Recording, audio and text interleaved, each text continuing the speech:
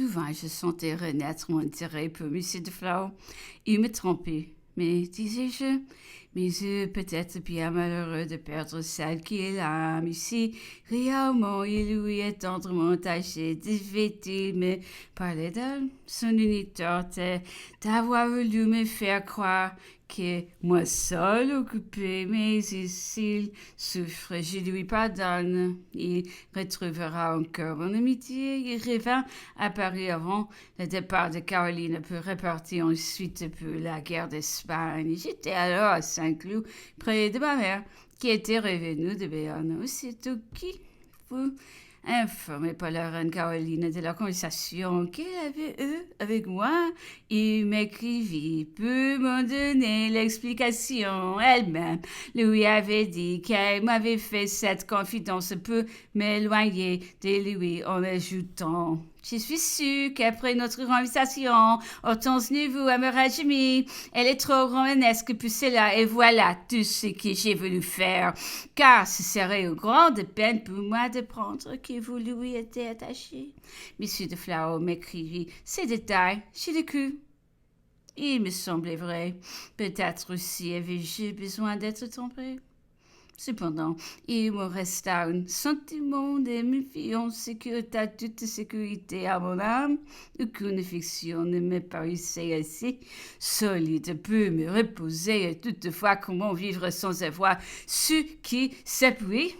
Ma mère était revenue de Bayonne. L'altération visible de ma santé l'avait effrayée et elle avait voulu que je vinsse demeurer à Saint-Cloud avec elle. Cette vie qui m'avait paru douce avant mon mariage et parce qu'elle était alors plus occupée, me fatiguait aujourd'hui par son possibilité, le besoin que j'avais maintenant de sortir de moi-même et de me créer des occupations capables de me distraire. Au lieu de cela, je n'avais pas un moment à moi. J'ai passé toute la matinée dans le salon de ma mère où elle faisait de la tapisserie avec ses dames. J'étais assise des heures entières à côté de l'une d'elles, regardait elle sans aiguille, sans dire un mot et sans pouvoir suivre. On pensait, ma mère s'était rangée et chaque instant brûlait dans un autre salon recevoir des pétitions ou donner des audiences. Elle nous est s'éloigner dans la crainte que l'empereur n'eût besoin d'elle ou ne vint le chercher pour le balcon comme il le faisait souvent. Il se promenait ainsi avec elle entre un travail et tout conseil. Il déterminait l'heure à laquelle nous sortirions avec Louis en calèche. Nous étions exactement indiqués presque toujours. Nous attendions une heure ou deux avant que le conseil fut fini. Enfin, l'empereur arrivait par le vent, la pluie ou le froid. Nous faisions plusieurs lieues autour de Saint-Cloud, souvent sans que l'empereur, encore préoccupé des questions qui venaient d'être agitées au conseil, soit de tout autre grave intérêt. À peine dit quelques mots en rentrant en allait faire sa toilette pour le dîner. Nous étions seuls, l'empereur, l'impératrice et moi. La conversation n'était parfois guère plus animée qu'elle ne l'avait été en calèche. Après le dîner, l'empereur retournait au travail. L'impératrice venait faire une partie de whist dans son salon. Moi qui n'aimais pas le jeu, je me mettais pourtant aussi en partie jusqu'à 10 ou 11 heures où nous allions tous nous coucher. Le désouvrement et la tristesse de cette vie monotone m'étaient insupportables. Mes maladies de consomption de physique augmentaient. Madame de Broca prit l'état alarmant dans lequel je me trouvais. Je la désirais depuis longtemps, mais je respectais son bonheur. Je n'aurais pas voulu risquer de t'attirer. Elle courut près de moi. Son excellent mari me fit ce sacrifice avec joie. Je n'attendis que cet ami fidèle pour verser mes chagrins de son cœur. Mon cœur en éprouva quelque soulagement. Mon mari ne m'écrivait plus, il me renvoya même plusieurs fois mes lettres sans les cacheter. Après les avoir jetées avec des dents devant ceux qui se trouvaient là, il m'accusait tout le monde de l'avoir trompé en refusant d'aller faire mes couches en Hollande. Comme je n'étais plus la peu exercée directement sa méfiance, elle se faisait sentir à tous ceux qui l'entouraient, les Français qui connaissaient notre intérieur, voulaient-ils me défendre lorsqu'on m'attaquait? Ils étaient renvoyés. On les supposait espions de l'empereur de moi. Déjà, les rois avaient eu de fortes réprimandes de l'empereur au sujet de la contrebande que la Hollande faisait avec l'Angleterre.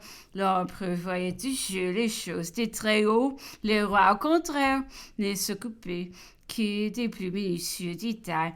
Pour tirer ses soupçons, il suffisait de mots indifférents. Ils ont cherché les en tirer les conséquences. On finissait par y trouver une trahison sans revoir d'autres preuves que sa propre facilité à imaginer. Aussi les Français qui l'avaient amené en Hollande feront-ils presque tout renvoyé sur un mot, sur un doute, mais sous la forme d'une mission dont il est chargé comme monsieur de quelqu'un qui fut nommé à l'ambassade de Naples. Les autres auront différentes places, monsieur d'Archisson, son grand chambillon, celle de mon chevalier d'honneur, monsieur de Vaux et de la vie, celle de mes écuyers, ce qui me fit un peu de temps, une maison si considérable que je ne savais comment la payer, réduite au traitement des princesses françaises que j'ai touchées de la France. Monsieur Decazes arriva aussi avec une lettre de mon mari, qui est le nommé secrétaire de mes commandements. Je vais depuis longtemps, monsieur Després, homme âgé dont j'étais contente, et ce fut la seule place que je refusais près de moi. En voici les raisons petit avant mon départ de Cotterette, monsieur Decazes, jeune homme d'une belle figure avec des manières distinguées, y était arrivé aussi. Je recevais peu de monde, il connaissait ma lectrice et vint la voix inconsolable de la mort d'une jeune femme charmante qui venait de perdre après 17 mois de mariage. Il cherchait à se distraire. Les motifs de son voyage étaient intéressants. Il demanda à m'être présenté. Il semblait trop malheureux, puis s'y un refus, les cheveux où je le revis. Il m'entretint de sa femme, de ses regrets et du besoin de quitter la France après cette perte cruelle. Il suscita une place près de mon mari. Je l'engageai à se faire présenter par son bon frère, M. Murat.